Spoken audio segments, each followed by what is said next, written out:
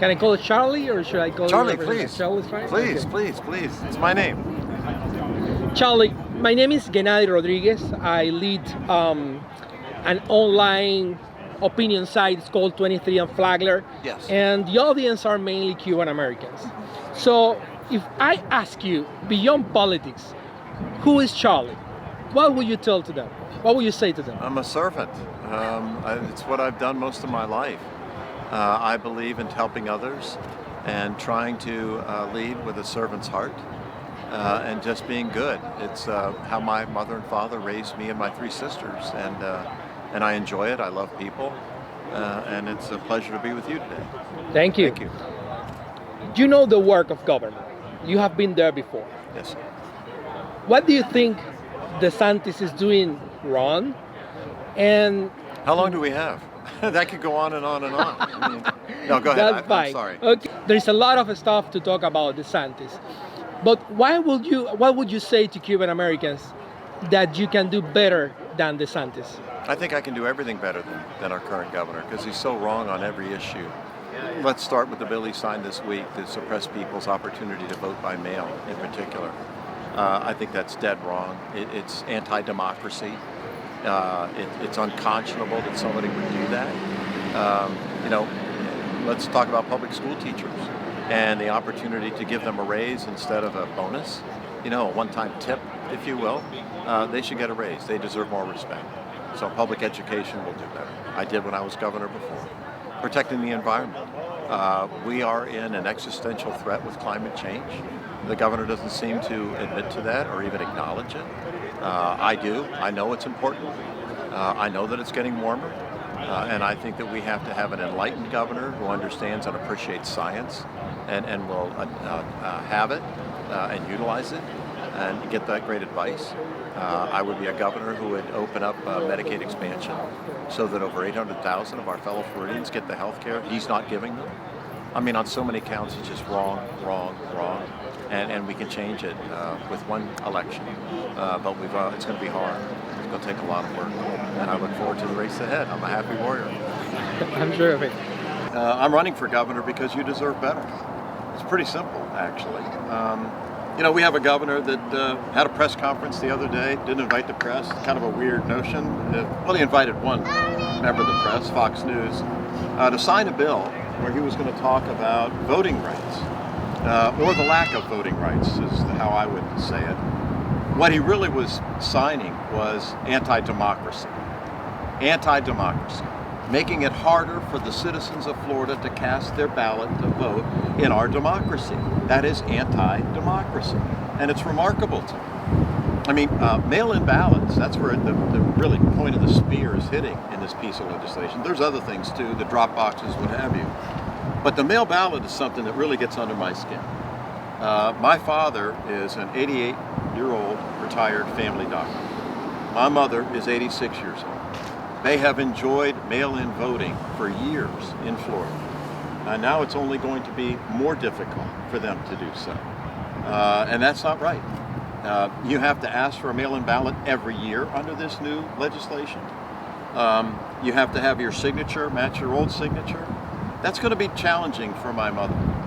She's had 2 strokes. She is wheelchair bound, and she can't write with her right hand anymore. So it's probably not going to match. And they may throw out her Democratic vote. She's a good Democrat now, since I became one. God bless her. And, so this piece of legislation is horrible. It is to suppress the vote. And, it's just amazing to me that an elected governor of Florida would embrace such an anti-democracy agenda. But that's exactly what Governor DeSantis is doing. And the Republican House and the Republican State Senate. It is appalling. But I'm hopeful. I'm an optimist. And I know that we can change. Cuban Americans needs to be very concerned about voting rights. Yes. Because of what happens in Cuba. Of course. And they also need to be concerned about the right to protest. Yes. And, we have been talking about the recent bill that was approved by Governor DeSantis. Yes. And what will be your message? Are we now going in the direction of authoritarian countries when they are the ones saying that Democrats are socialists? What's your view on all this? They seem more like the socialists to me, the Republicans, by what they're doing right now, suppressing the right to vote, suppressing the right to have free speech, suppressing the right to have peaceful demonstrations. That's what's happening in Venezuela, and DeSantis is bringing it to Florida. It's unbelievable. It's wrong, and he needs to go. And how is it possible that people can see what's going on here in Florida and, still only criticize what is going on in Venezuela or Cuba? Why do you think Cuban American conservatives are maybe not paying enough attention to what's going on here in the States? Well, they need to open their minds. That's important, number one. You can't get your news from one outlet and feel like you're getting, a honest across-the-board presentation of what the facts actually are. You have to be willing to listen to many different voices and then make up your own mind as to what's actually the truth and what's not, what's really happening in Florida and what DeSantis is doing. When you're suppressing the vote, making it harder for my 88-year-old father, my 86-year-old mother to cast a mail ballot, vote by mail, that's suppression. That's what socialist countries do. They come out and they say that the president won by 99%. Nobody believes that. But that's what's trying to be done here in Florida by our government. Yes, still it's puzzling that the Republicans made some gains on the Hispanic population in Florida on the last electoral cycle. How can Democrats win these people back? By doing what you and I are doing right now, tell the truth. Make sure they get the straight story. Somebody who has the courage to give it to them straight and tell them that's exactly what they're doing. What they're accusing us of is what they're doing. It's what they've become. It's unbelievable, but that's the fact. And facts are stubborn things.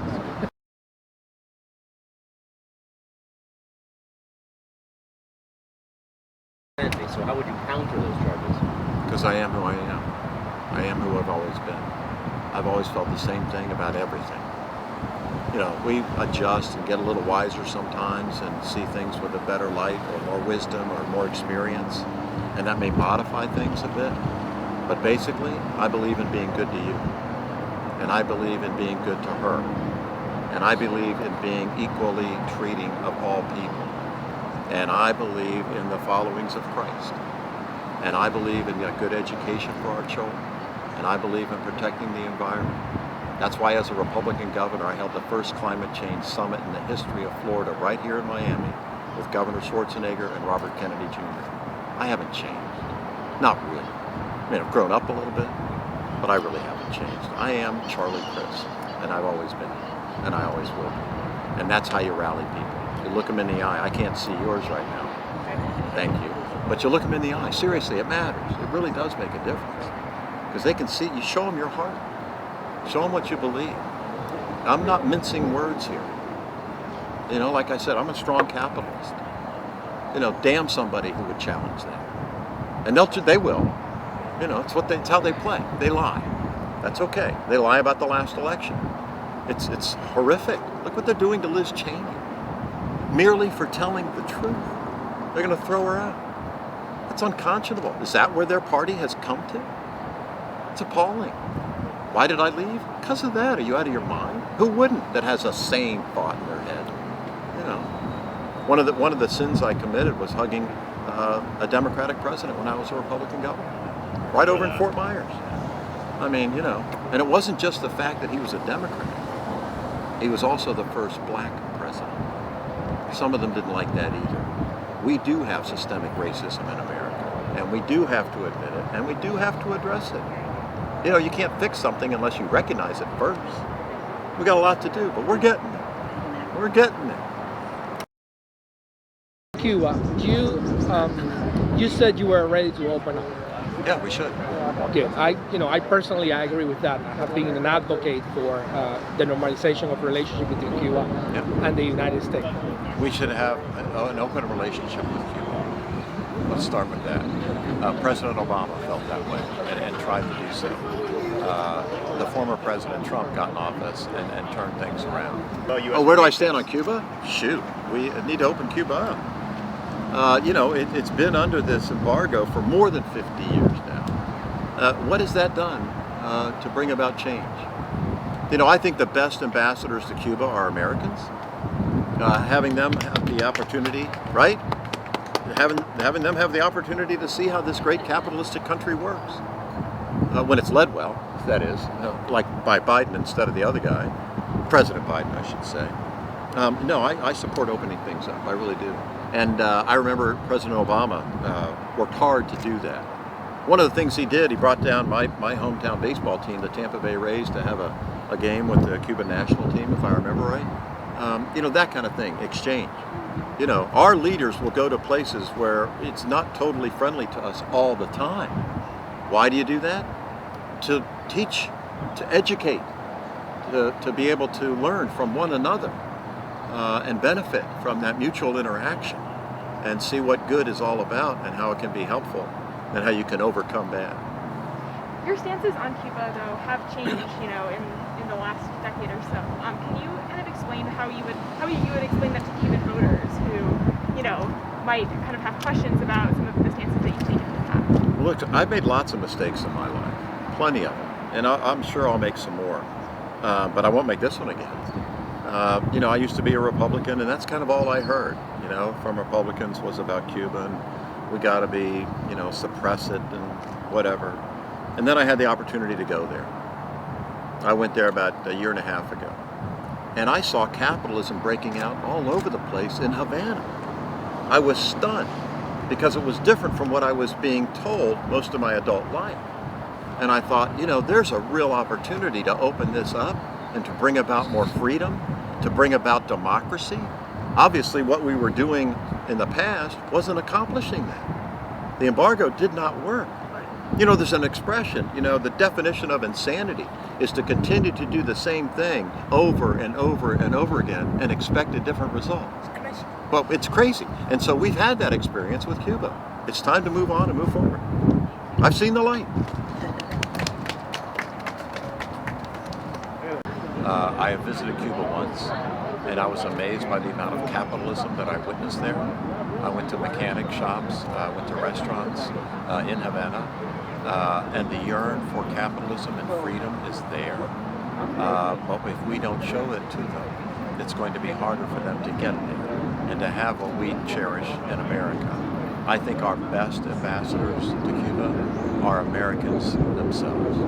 So I think it should be opened up so that they can see firsthand how glorious it is to have a strong capitalistic country with a land of opportunity. Last question. There are several thousands Cuban families that they haven't been able to move forward on their reunification process with the United States. And since 2017, consular services were stopped in Cuba. And all of these people has been trying to, you know, for the government of the United States to provide the services they have already paid for. Many of us are getting a little bit impatient with what's going on with Cuba. What we know, President Biden has a lot of his plate. A pandemic, economic crisis, it's been huge. Probably nothing like this in 100 years or more. Now, as a candidate and, you know, of the Democratic Party, would you support the as quick as possible restarting of the reunification process and all the other restrictions, to lifting all the other restrictions that lay on Cuban families due to the more than 200 restrictions that Trump put during his period? Would you support that? Yes, I would. I would. And you're right, what you say about President Biden. They're like drinking from a fire hose right now, dealing with the pandemic, dealing with the loss of life, dealing with the economic struggles that we're going through. But I'm certain it's on his agenda, and we need to be patient with his administration because it's in his heart. I've seen it. It was in the Biden and Obama-Biden administration. They were the ones who tried to do it before. They'll do it again. I'm sure it's coming. Thank you so much, Charlie. It's my pleasure. You already have my support. Thank you. Well, you have my heart. Thank you. I mean it.